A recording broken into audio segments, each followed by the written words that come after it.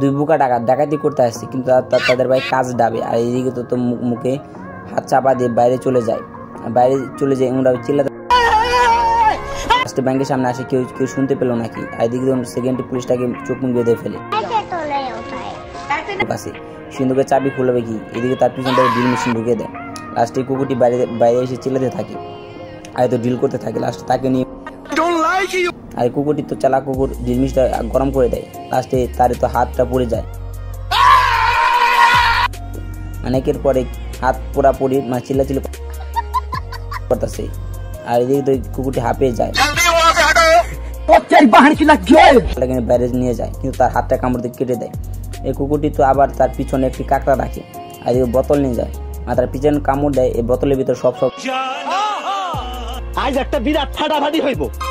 কি করবে, ছোট কুকুর লাস্টে তার মুখে বম দিয়ে দেয়।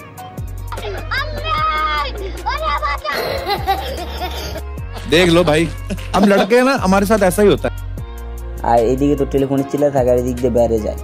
মানে এদিকে কি ভাই, মানে এসে তার মাথার মুন্ডটা চেঞ্জ করে দেয়। আর এদিকে তো পিছনে লাত্তি মারে, মানে লাস্টে দুইটা মাথা এক লোকে। কুকুরের পিছন মাথায় নেই, মানে সে চিল্লাবে কি। আর এদিকে তো তার মাথা তার লাগিয়ে দেয়।